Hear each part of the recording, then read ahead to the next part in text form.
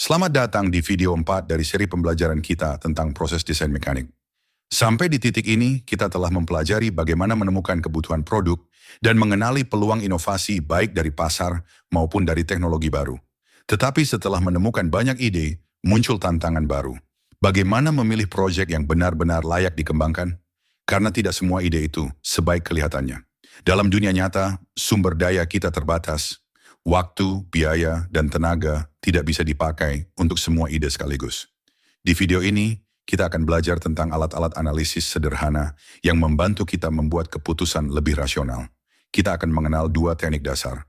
SWOT analysis yang memetakan kekuatan, kelemahan, peluang, dan ancaman dari sebuah proyek. Dan Pro-Con analysis, metode klasik untuk menimbang keuntungan dan kerugian dari sebuah pilihan. Selain itu, kita juga akan memahami batasan dari kedua teknik ini. Dan mengapa dalam proyek yang lebih kompleks, kita perlu pendekatan pengambilan keputusan yang lebih sistematis. Video ini akan membekali Anda dengan fondasi penting untuk menganalisis peluang secara cerdas, sebelum memutuskan kemana sumber daya dan energi desain harus diarahkan. Mari kita mulai dengan mengenali tantangan nyata dalam memilih proyek desain. Setelah menemukan banyak ide di tahap product discovery, sekarang kita menghadapi tantangan baru. Memilih proyek mana yang benar-benar layak dikembangkan. Kenyataannya, ide bagus memang banyak. Tapi sumber daya kita selalu terbatas. Baik dari sisi waktu, tenaga, maupun dana. Artinya, kita tidak bisa mengerjakan semuanya sekaligus. Kita harus membuat pilihan yang cerdas dan strategis. Jika keputusan yang kita ambil salah, akibatnya bisa fatal. Biaya habis sia-sia, waktu terbuang, dan proyek mungkin harus diulang dari awal. Bahkan data menunjukkan sekitar 50% keputusan proyek pada tahap awal seringkali gagal dan perlu diperbaiki. Angka ini besar dan menjadi alasan kuat mengapa teknik pengambilan keputusan yang baik begitu penting dalam desain produk. Solusi yang dibutuhkan bukan sekadar intuisi atau pengalaman pribadi, tetapi metode yang sistematis untuk menilai peluang secara rasional.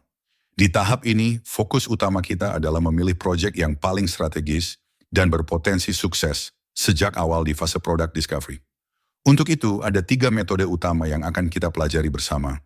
SWOT analysis, Pro-Con analysis, dan proses pengambilan keputusan yang sistematis.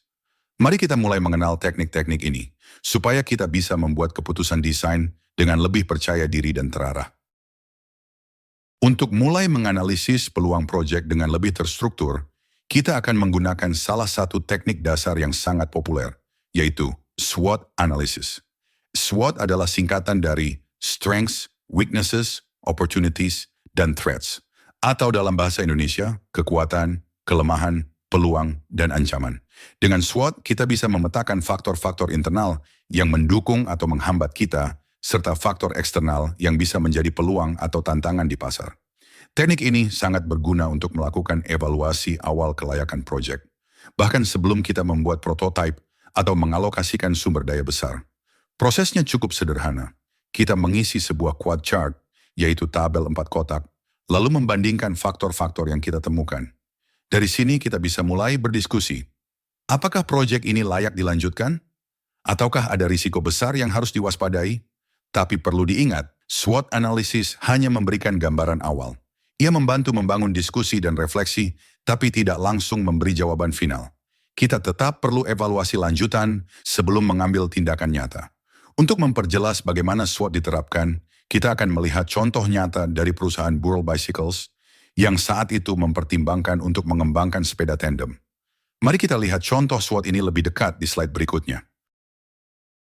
Untuk memperjelas bagaimana SWOT analisis digunakan dalam dunia nyata, mari kita lihat studi kasus dari Burl Bicycles.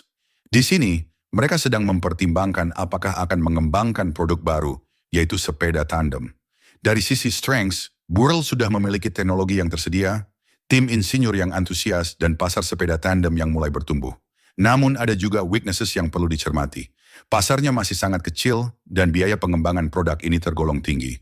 Di sisi opportunities, produk ini berpeluang memperluas pasar baru jika berhasil diluncurkan dengan baik.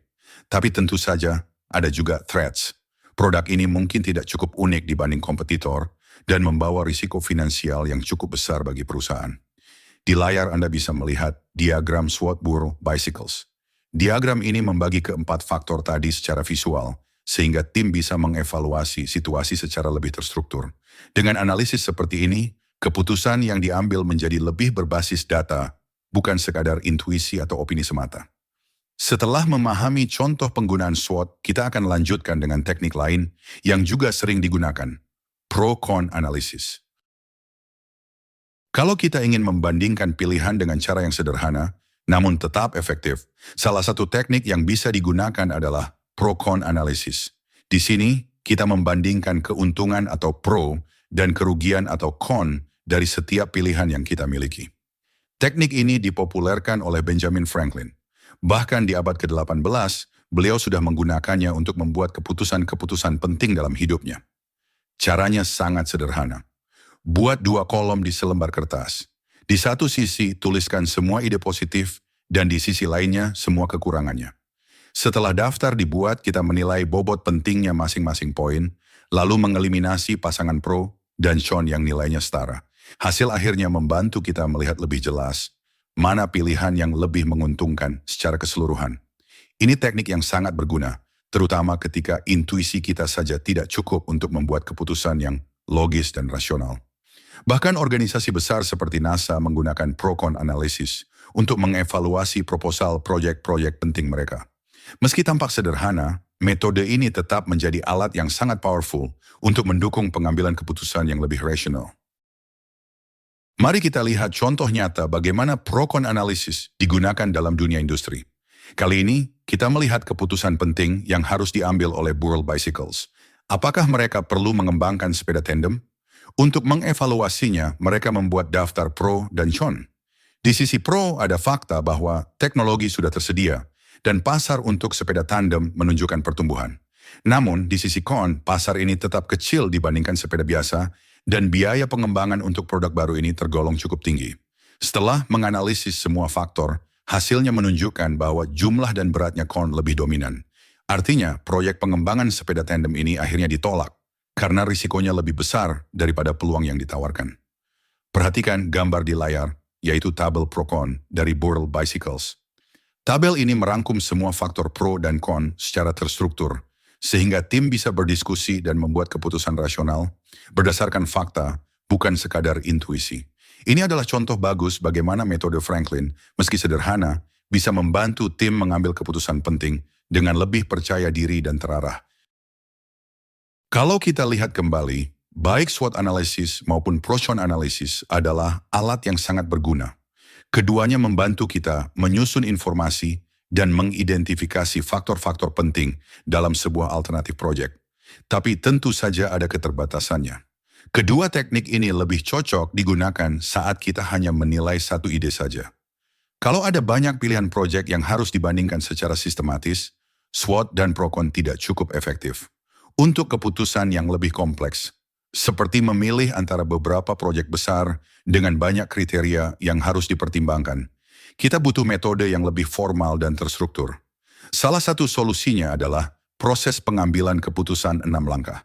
Ini adalah pendekatan yang lebih sistematis dan objektif, yang membantu kita mengevaluasi alternatif proyek dengan lebih adil, logis, dan terarah. Proses ini sangat penting, terutama di dunia teknik, di mana keputusan yang salah bisa berarti kegagalan proyek bernilai jutaan dolar. Sekarang kita sudah memahami bahwa sebelum melangkah ke proyek besar, kita harus mampu menganalisis ide dengan hati-hati.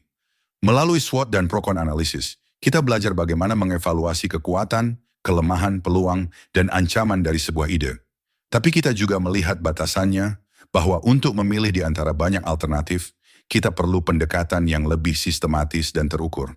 Karena itulah, di video berikutnya, kita akan mempelajari proses pengambilan keputusan 6 langkah. Sebuah metode yang akan membantu kita membuat keputusan yang lebih solid, terukur, dan siap digunakan dalam proyek-proyek teknik nyata. Mari kita lanjutkan perjalanan ini ke video 5. Membangun keputusan solid, 6 langkah pengambilan keputusan. Sampai jumpa di sana dan bersiaplah membangun fondasi keputusan yang kuat